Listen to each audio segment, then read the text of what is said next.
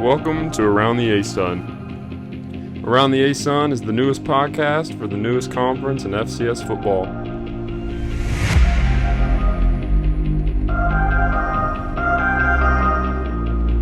Now let's send it to your hosts, Will Seiler and Brandon Owens.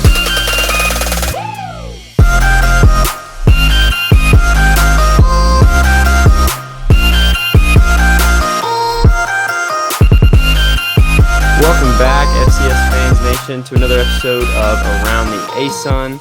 And as the intro said, this is the newest podcast for the newest conference in FCS football. And football season is full go. We're going. We're a week in now, and we're previewing week 2. If we look tired, we probably are. It's about 11:15 on Sunday night. Just got done watching Notre Dame and Florida State. Wanted to watch that thriller before we recorded for week 2. So, Brandon, how's it going? How are you feeling after week 1? A little better after I calm my emotions down from the Jacksonville State game. But other than that, I'm doing good. Just tired right now. Had to watch FSU to get some insight for next week's game. Did you enjoy a weekend of football because Jacksonville State played early in the week? I did. I was so happy I finally got to watch a lot of FCS football. So, including some FBS upsets. So a lot of them for week 1. Considering that last year we only had one, and struggled the year before that. Big time weekend for the FCS, upsetting some FBS programs. I did not get to watch probably as much as you did over the course of the weekend, just because I spent most of the day yesterday in Jonesboro at the UCA game.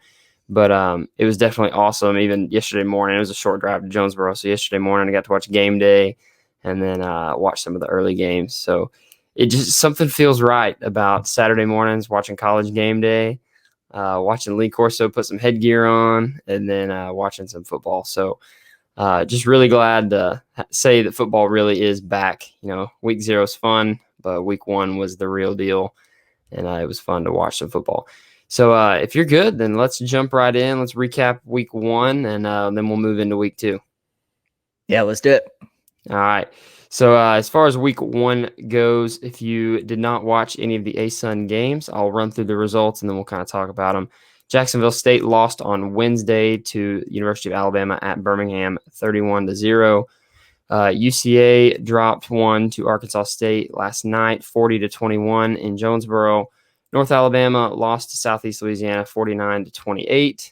And then Kennesaw and Eastern Kentucky both got wins. Kennesaw over Reinhardt, winning by 10, 35-25. And Eastern Kentucky beat Western Carolina, 31-28. So we'll start with Jacksonville State since it was the earliest game. Brandon, you can let me know how you felt about it. Or I feel like I probably already know, but you can give me some of your thoughts about that game. I just didn't like what I saw from our boys. Defense came out strong, and then after the first quarter, they looked like they were tired. They were playing zone defense, which in my opinion, zone defense doesn't necessarily work all the time.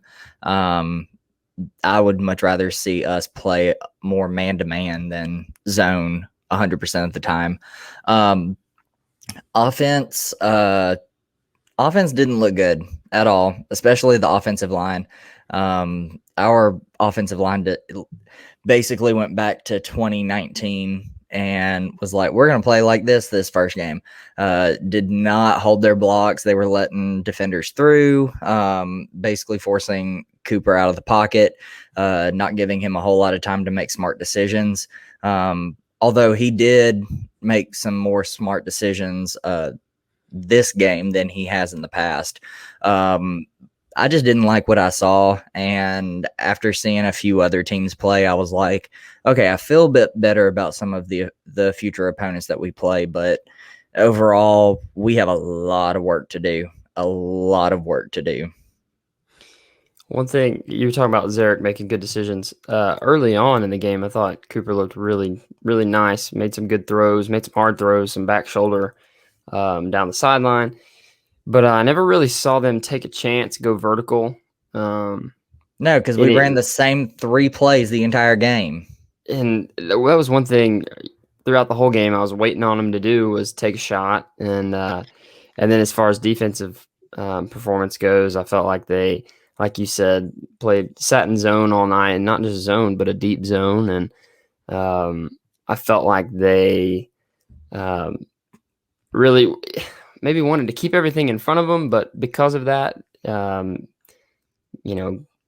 you can keep everything in front of you for a little bit, but then the field shrinks and you score. So I felt like that was one thing watching JSU was that I hope UCA takes advantage of the playing off of some talented receivers. Because if you guys, and I hope we improve, because that's going to be a bloodbath.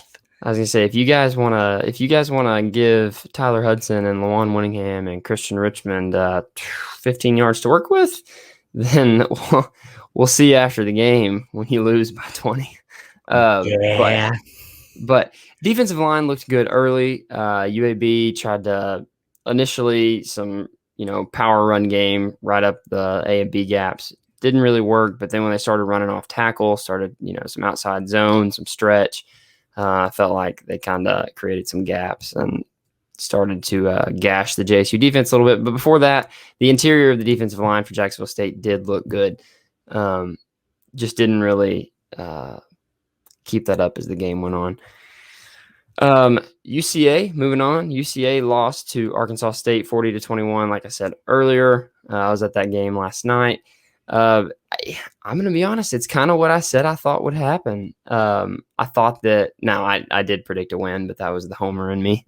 But UCA was the more experienced team, and early on you could tell.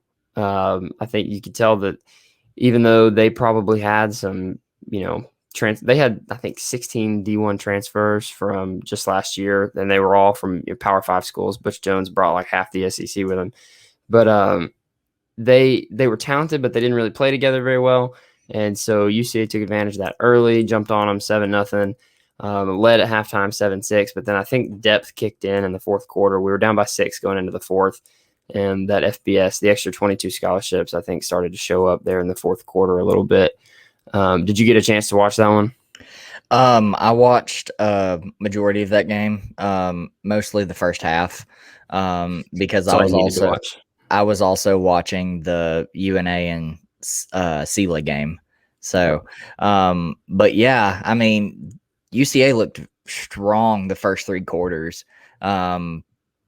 Basically what you said, that I have nothing more to say other than they looked strong. UCA looks extremely good this year, even though it was a 40-21 loss. And our one thing that we struggled with, we didn't get the run game going very well, or at least until kind of the end of the game. But I'm not necessarily too concerned about that, just considering the D-line that we were playing. When you look at some of the guys that were up front for Arkansas State, you're probably not going to play a D-line that's as big or talented as Arkansas State's defensive line, at least until probably late in the playoffs.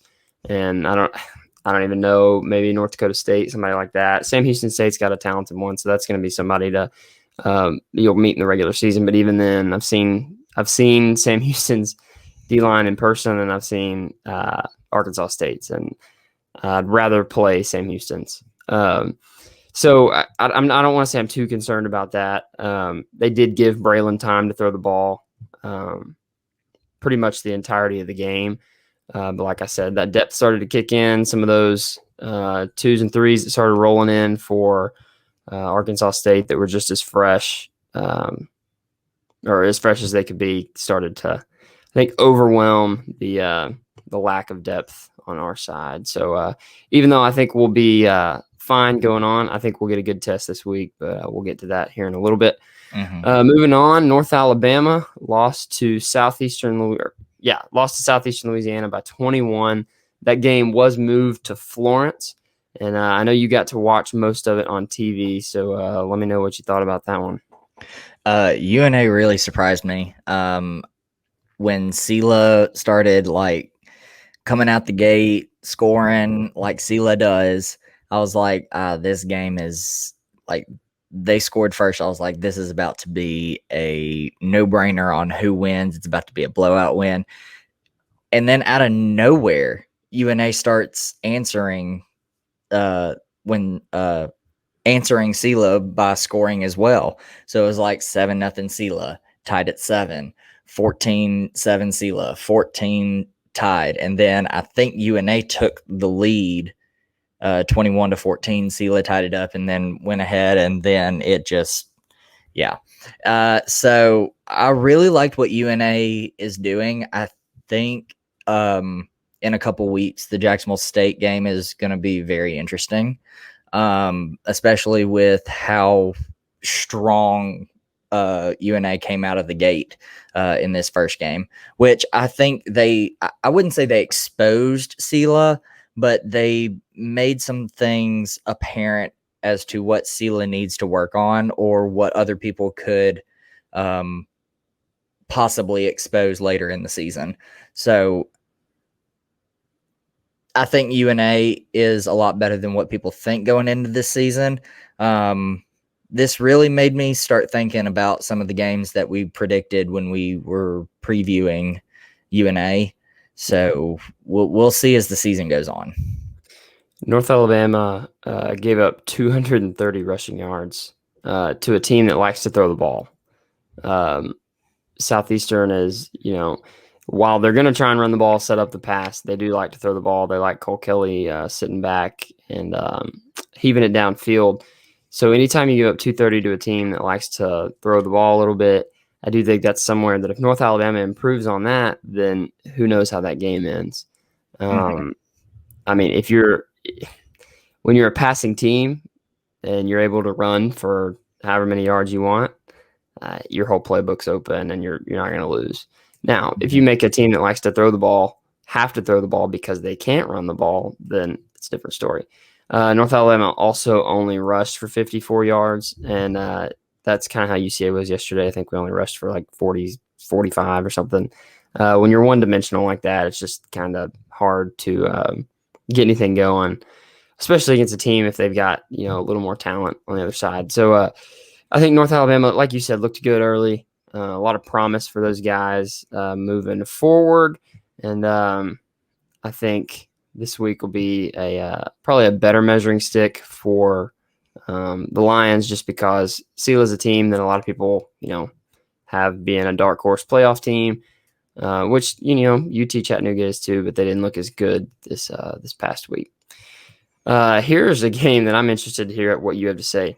Kennesaw State, 10-point victory over NAIA Reinhardt. It gave up 25 points. Also gave up 170 yards on the ground. I think overall this might be one of the most unimpressive performances of week one. I know you're probably more disappointed with Jacksonville State's 31-0 loss, but here's the deal. Jacksonville State is supposed to lose to UAB. They're absolutely supposed to lose to UAB every time. Kennesaw State's not supposed to only win by 10. That's a little eye-opening, and maybe they're not as strong as people thought. So what do you think? Yeah, even though Reinhardt is ranked number 8 in Division I NAIA, that still should not happen. Kennesaw should have beat Reinhardt by 21 plus, at least. The fact that they allowed 25 points, gave up 100, however many you said. 170. 170 rushing yards.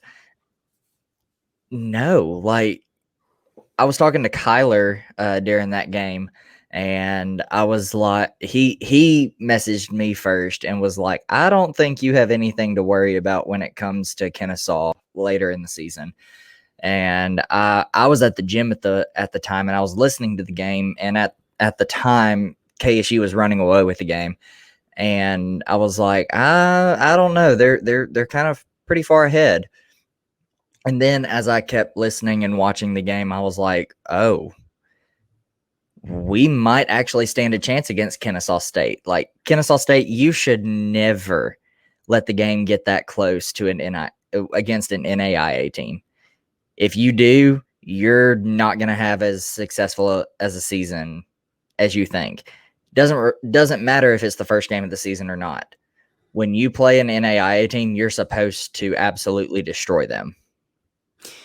You know, if we were sitting here saying Kennesaw State won 28-0, 31-0, 35-0, I wouldn't be upset about it. But Kennesaw State should have dominated the line of scrimmage. And if you give up 170 yards rushing, you can't say you dominated the line of scrimmage, especially on the defensive side of the ball. Even though you may have controlled it, you did not dominate it. And you're playing somebody 2 divisions down. It's not like you're playing the number 8 team in Division 2. Well, I mean, we saw, the defending Division 2 champs go beat McNeese last week. And, that's somebody, the defending D2 champs come to town. You're not going to be comfortable. A good NAI program should never give you fits. Right. So, yeah, I don't think that I don't know that Kennesaw is what everybody thought they were. We'll see this week when they go play Georgia Tech. We'll see how that goes. But who had some fits of their own against a team they should have destroyed. Right, absolutely. But so we'll see how that goes. But I don't know. Giving up almost 200 yards rushing to a NAIA program does not please me as a third-party viewer. So we shall see. And I'm going to keep my mouth shut until the game, because I'm not about to jinx anything. Well, and here's the thing: Jacksonville State's got good offensive and defensive line play. I know it didn't look like it against UAB, but they've got a good O-line. They've got a good defensive line. And if Kennesaw State can't control the line against an NAIA program, I don't know why they would against Jacksonville State. So we shall see. Moving on, though, we've got Eastern Kentucky getting the first ASUN Football Conference victory because Kennesaw State is not technically a member until next season. So the first ever ASUN Football victory goes down in the record books with Eastern Kentucky over Western Carolina 31-28. They rushed for 123 yards, passed for 238. All those came from Parker McKinney. I was pretty impressed with his performance. He had 1 touchdown pass. And then 1 interception. And then the Colonels gave up 226 on the ground and 275 through the air. So the defense struggled just a little bit, but they did get the win. That's another game, though, that I came out going, I don't know, I'm not too impressed with that one. I believe last year they beat the Catamounts 41-17. I know last year was a weird year, but Western Carolina is not a program that I expected to give Eastern Kentucky any problems, just because I felt like Eastern Kentucky was kind of on the come up. And I'm not saying they're not anymore. They were playing at Western Carolina, so home field has something to do with it. But it's not like that was like a super long trip for those guys. So I don't know. I don't know how to feel about either of those wins. It's like I almost feel better about the 3 losses than I do the 2 wins. So we'll see, though. How'd you feel? Well, I like you, I was very impressed with Parker McKinney. He's a great quarterback, and he had a standout performance against Eastern Carolina, as he should, against a defense as bad as that. But anyways, this really raises some questions, because we both thought Eastern Kentucky was either going to stay the same as last year or be improved from last fall. So this raises the question, especially with the success that the SoCon had this past weekend. It raises the question, number one, is Western Carolina a lot better than what everybody thinks? Or 2, is the SoCon stronger than what it was in the spring? Right. So that's my takeaway from that game. I'm not impressed with EKU, but at the same time, like, it's a win. So it is a win. Congrats to those guys. It's hard to win football games. It is. It's, wins are hard to come by. That's why more people lose than win. But we'll get a little more they'll get a little better taste of decent opponents this week when they take on Louisville. Mm-hmm. So, who we haven't seen play yet. Maybe Louisville's terrible. We'll see them play tomorrow against Ole Miss, but we shall see. Well, that's enough for recapping week 1. Everybody probably saw those games anyway, so we're going to go ahead and move into week 2. But before we do that, we every week we're going to be putting out a new AQ7 power poll, and we've got guys from different teams, different conferences voting on that. We have 6 or 7 poll members, and so I'm going to flash that on the screen now so I can show those results.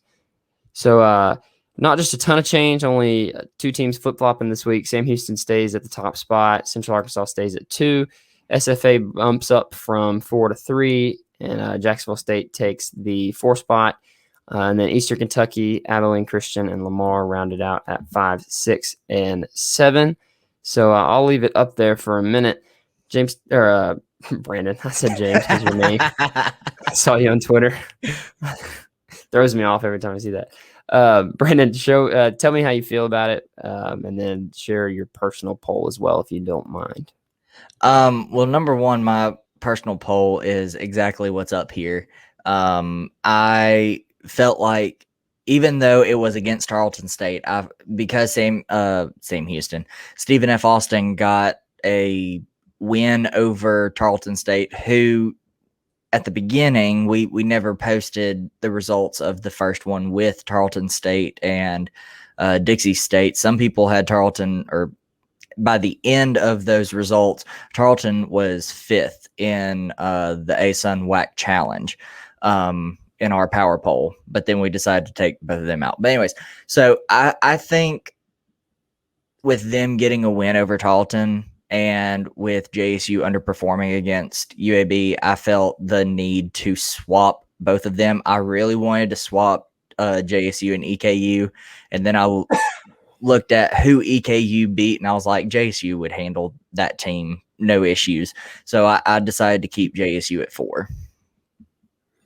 Yeah, this was basically my poll, except I left Jacksonville State at 3 just because I'm not going to penalize those guys because they got beat by what, frankly, it's a better program. UAB is, 22 extra scholarships. They're going to be a better team. So I don't know. I didn't want to overreact to Jacksonville State, even though they got blown out. I mean, I could have dropped UCA if I'd wanted to, but I felt like the 3 quarters of play were very respectable, and so I left them at 2. And SFA did beat Tarleton. It was 20-10, but I didn't have Tarleton just too high when we did vote with Tarleton in the poll. Yeah, I didn't either. I didn't have them very high, and so it wasn't, in my eyes, it wasn't that great of a win. And so I still think that SFA should probably be a spot lower. I think as the year goes on, that'll shake itself out. Right. And we'll be fine. But yeah, I think that, it's a good poll. We'll see how it goes on. Lamar, you're still down at 7, probably will be all year, even though you're 1-0. But overall, that's the AQ7 Power Poll rankings, and you can catch that on Twitter. We'll be posting that here shortly, and you can see that every week. And we'll be breaking it down thanks to the guys that vote in that poll and make that possible. It's always fun to share your thoughts ranking teams. Make sure while we're on that, just drop a shout out to the FCS Nation, FCS Fans Nation Top 10 poll. Make sure you're checking that out every week. Me and Brandon both vote in that. It's actually probably one of the better polls. If we did a top 25, which I know we talked about earlier this year. I think we're a few years away from doing that. So just hold out a little longer. Yeah, I don't think it'll be a top 25 for a while, but if it did come to it, I think it would be one of the better polls. I think you have people that actually like to watch the games. Some people have actually said the top 10 is a better poll than the stats poll, the main poll for FCS. Right. It's definitely better than the coaches poll. The coaches poll is a joke, but yeah, it could easily be a media poll that could be on NCAA.com. It's a great poll. So make sure you're checking that out on FCS Fans Nation. Well, enough about week one. It's in the past, other than one more game, but none of those involve a ASUN school. So we're going to move on to week two. Week two, we've got 5 games on the slate for ASUN schools. Nobody is on bye for week two. Just to list them off really quick, Kennesaw State plays Georgia Tech Saturday. North Alabama plays UT Chattanooga. Eastern Kentucky goes to Louisville. UCA goes to Missouri State, and then Jacksonville State makes the trip to Tallahassee to play Florida State. So we're going to start at the top. We have got Kennesaw State traveling to Atlanta to play Georgia Tech, and given the result from Kennesaw playing Reinhardt Saturday, I don't think this one will be a great game. Although, the two teams are almost mirror images of each other as far as how they play. Should be a fun one to watch, but I don't think Georgia Tech's very good. But I don't know that Kennesaw is as good as we thought either. So I'll hold off on predicting until we hear what Brandon has to say about it. Yeah, the same thing. I was raised a Tech fan, but my mom really hated that I was very realistic. So she usually tried to shut me up a lot. But anyways, these two teams, like you said, are very similar.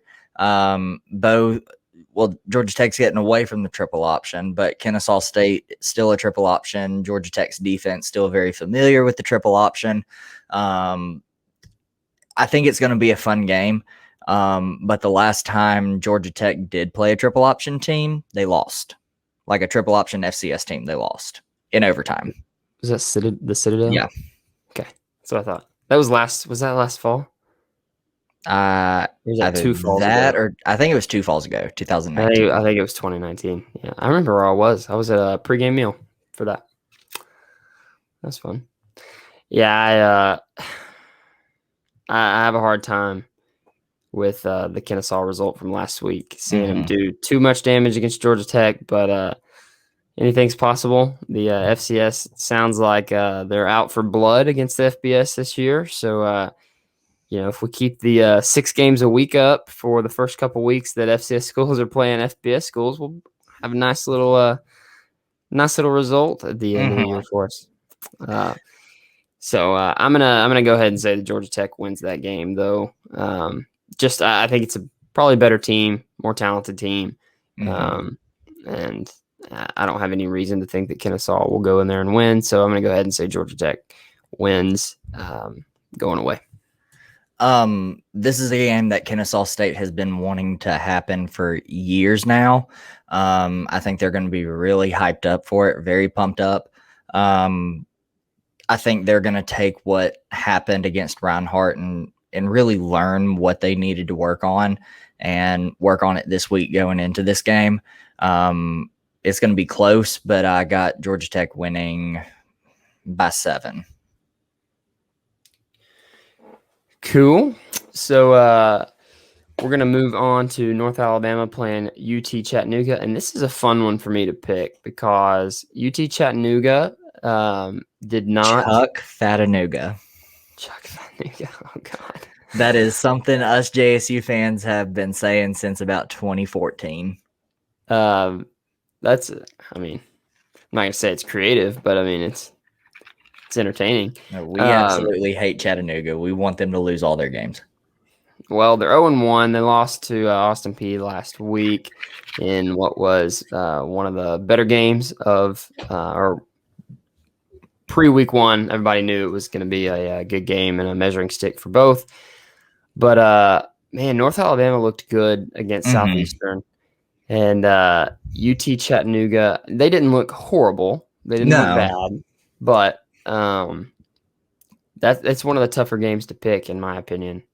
I think UT Chattanooga probably matches up decent against North Alabama, given the fact that North Alabama gave up over 200 rushing yards.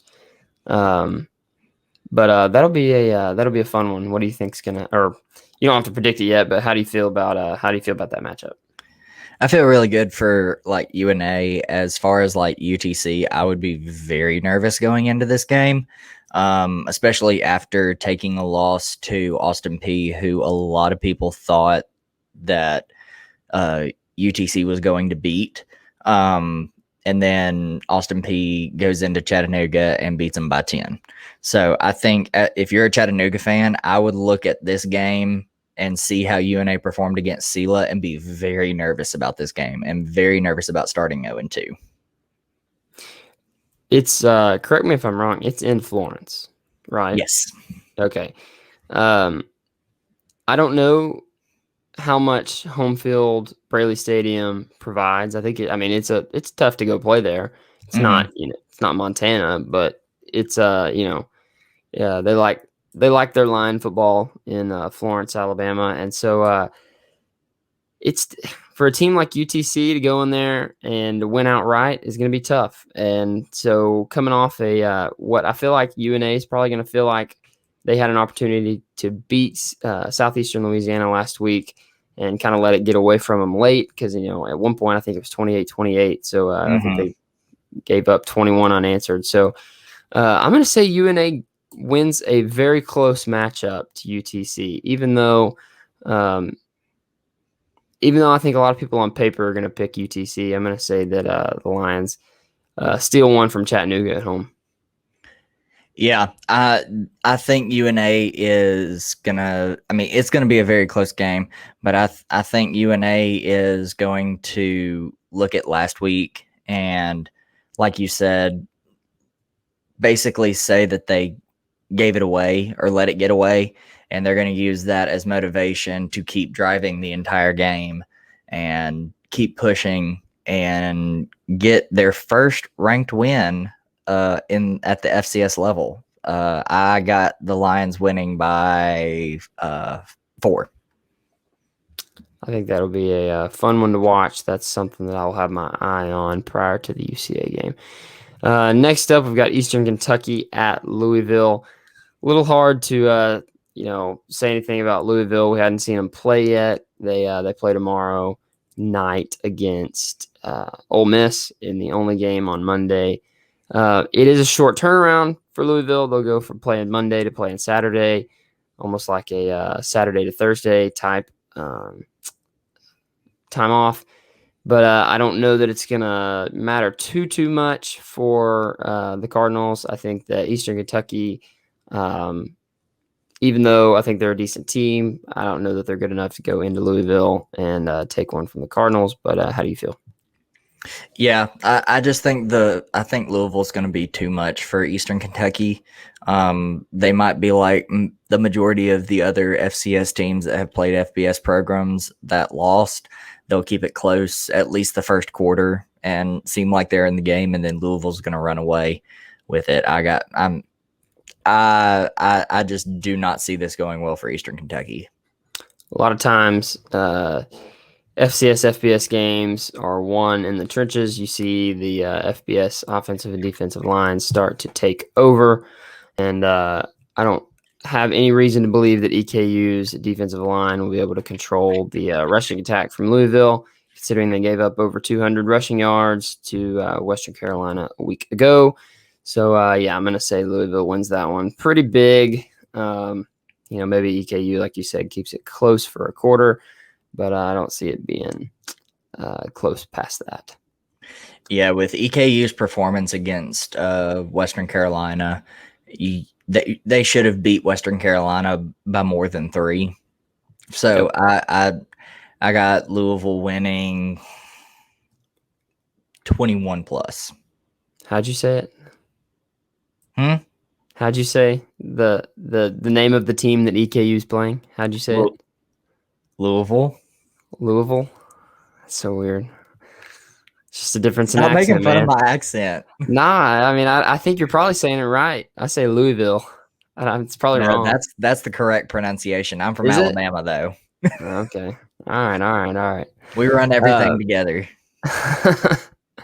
All right, next up, we've got UCA traveling to Springfield to take on Missouri State.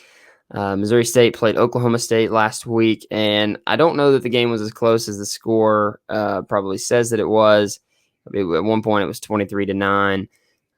There was an outstanding catch on the sideline from one of the Missouri State wide receivers that turned into a touchdown later that drive and ended up making the game look a little closer. They only lost, I believe, by 7.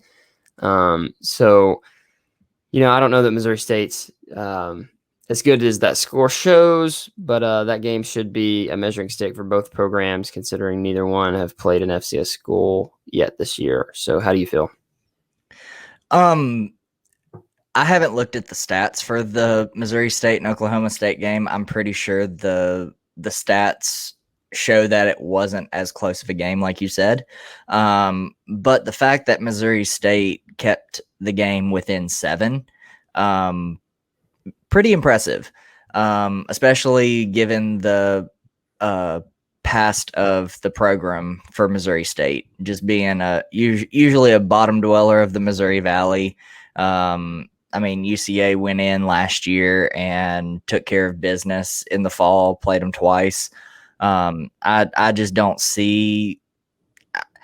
It might be a little closer than those 2 games, but I still think UCA shouldn't have any issues. Missouri State did hold Oklahoma State to only 54 yards rushing, but they only rushed for 102 themselves. So, not giving up 100 yards of rushing to Oklahoma State's pretty impressive, but they did give up 315 through the air. So as far as offensive stats go for themselves, nothing to write home about. They did have 23 first downs, so they moved the ball pretty effectively. They had the ball for 35 minutes, so it looks like they wanted to, which is weird for a Bobby Petrino offense to slow it down like that. Maybe Oklahoma State scored quickly. I don't really know. But I do think that Missouri State is going to be a measuring stick for UCA just because it's, playing somebody in your division. But we'll see. I think that'll be a really good one. Me and Brandon decided last week that I asked him if it was cool if I didn't predict any of the UCA games. And then he didn't have to predict any of the Jacksonville State ones if he didn't want to. But just so everybody knows, I did play at Central Arkansas. And I was actually a fan before I was a player there. But I cannot predict UCA to win every single game because everybody will call me a homer that watches this podcast or watches the video or listens online. But if I predict somebody to lose, I'll be going against some guys that I'm really good friends with and played with. And so it's one of those things. I'm not a sports journalist or anything. We do this for fun. And so I'm not going to predict anything, even though I do think UCA is the better team this weekend. I think UCA will be the better program. But we're going to leave the UCA predictions up to Brandon. So let me know how you feel this one will go Saturday. Yeah, so the fact that Missouri State only held, what was Oklahoma State ranked? 23? Were they ranked? 20? They're ranked. I just don't know where they're ranking. I can tell you. Hold on. If you give me just a second, the old ESPN website. Don't get on here much. Rankings. They were not ranked. Not ranked? In the coaches poll they were 22nd. In the AP poll they were unranked. They were receiving votes. I think ESPN used the rankings of the coaches poll instead of the AP poll. Well, they've got them both listed. Yeah. So in one poll they're ranked whatever, but Oklahoma State's usually a very good FBS program. And the fact that Missouri State only held them to 54 rushing yards, like I said before, very impressive. It tells me that they have a good rushing defense. And then their passing defense, not as impressive. So with that in mind, UCA does like to throw the ball. So I think UCA is going to use that to their advantage and easily get a 10 to 17 point victory over Missouri State. 10 to 17 points would be very nice. Those games last year, both games against Missouri State, were great contests. One of them was a little closer than the other. It was weird playing somebody twice. I'm glad we don't have to do it again, but should be good. But I do think UCA is the better team coming in this weekend. But moving on to Jacksonville State and Florida State, we just watched Florida State take Notre Dame to the brink, and then watched Mike Norvell ice his own kicker. RIP. We do love Mike Norvell, though, former UCA Bear. But anyway, I don't know if Mike will ever ice his own kicker again. But anyway, Jacksonville State travels to Tallahassee to take on the Seminoles. I mean, Florida State looks good. Mm-hmm. They look very talented. They listening to the broadcast tonight, they do have some transfer talent, which, transfers in FBS, especially going somewhere like Florida State, aren't as big of a deal, but some of those transfers were coming from places like Georgia, Clemson. So I do think that Florida State is bound to come back next week with a vengeance, unless they, are licking their wounds from tonight, and Jacksonville State can take advantage of it, but we'll see. So how do you feel about the Gamecocks traveling to Tallahassee? Not good. After seeing how well they competed with number 9 Notre Dame, I was afraid that was going to happen. Kind of hoping it wasn't, but at the same time, I was kind of hoping that they would beat Notre Dame and JSU would go in and pull a Montana. So that's not going to happen. But I think, like I said before, I think JSU is going to really learn what they need to work on and definitely get better for this game. I don't know how much better. I don't know. I also didn't like the quarterback play. I like quarterback decision after seeing Zarek Cooper play. I still think we need somebody else at QB1. He's just not a really good fit for our offense. He's a pro style quarterback. He and Coach Ogle is trying to force him to run RPO. That's just not a good fit. So that's another story for another day, but I think FSU won't have any issues. I think it's going to be a blowout win. I am going to agree with you. I do think Jacksonville State will play better in this game than they played in the UAB game, and I think the results will not show it. I don't think coming out the scoreboard will show that Jacksonville State played an exceptionally better game, but I think that if you actually watch the football game, Jacksonville State will play better, just because I think last week was a little bit of a wake-up call that you can't just show up to a game and be in it because of who you are. So, yeah, I think Florida State's more talented. I do think they win by 3 scores. Who's the defensive coordinator right now at Jacksonville State? Kevin Sigler. Okay. I was just wondering, you guys have a coach that actually I played for at UCA my freshman year, Greg Stewart, Coach Stax. He and it's not like him to run zone coverage, and I didn't know if he had come back as the defensive coordinator or not. But anyway, it's beside the point. I do think that if you stay back in that soft zone like you played against UAB, they will eat you up, just because you saw how athletic some of those receivers were tonight in that in the FSU Notre Dame game. But yeah, I'm going to say Florida State wins by 3 scores, just because they are the better team, and I don't think they drop 2 in a row at Doak Campbell, especially to an FCS school. So it'll be a fun one to watch, though. Anything else for you going into week 2 that you want to throw out here before we go? Not just pray for our boys. Pray for our boys at Jacksonville State. Pray that they learned from the wake-up call. What game, before we go, what game interests you the most other than your own team playing? And it can be any game, ASUN, FCS, FBS, whatever you want to see. What game are you looking forward to the most? So I have not looked at any of the like FCS matchups and neither the FBS matchups. But I am gonna go with UNA again. I'm gonna go with UNA and UTC. I'm very excited to see how that matchup goes. Again, another good test for UNA. I really want to see how well UNA performs against UTC. I think that would be a good one. I'm looking forward to UAB playing Georgia. Oh, I forgot about that one. That Georgia fans, please be ready. Please be ready. Here's what I feel like.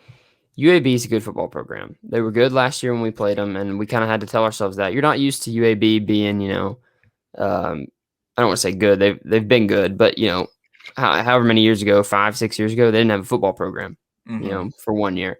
And so for a team like that to be good is kind of hard to comprehend. But I think they could play spoil to Georgia's 10-3 win, ugly win, great defensive win, but ugly win over Clemson. I was about to say, this is a trap game for Georgia. Oh, absolutely, because this isn't, you're not playing, UT, you're not playing UT El Paso, you're not playing UTEP. You're playing, somebody who could legitimately win the Conference USA. So I think that'll be a good game. And quite possibly win the group of 5 and get the New Year's 6 bid. If somebody like Cincinnati decides not to live up to the hype, absolutely. So that's a game I'm looking forward to seeing. So we're making the trip up to Springfield Saturday morning. That game's not till 7, so I'll be watching it in the car. Hopefully, those roads up to Springfield won't have me having to pull over and throw up. If you've ever been up to Missouri from Arkansas, it's like so curvy. But anyway, no one cares to hear about that. If you are listening to this on podcast and you cannot see us, you will see that, or you won't see that Eastern Kentucky is in our background. They were our team of the week. I don't even know if Brandon knows they were our team of the week, but I went ahead and took the liberty of throwing them in there as our team of the week, just with their first ASUN football victory in history. So congrats to those guys again. I know we talked about that earlier.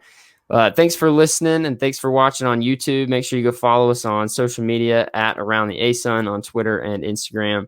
And then obviously make sure you go follow FCS Fans Nation, join the Facebook page. Say it every week. There's over 9,000 members on there. A lot of great community, a lot of great talk. We got game threads for every big FCS matchup of every week.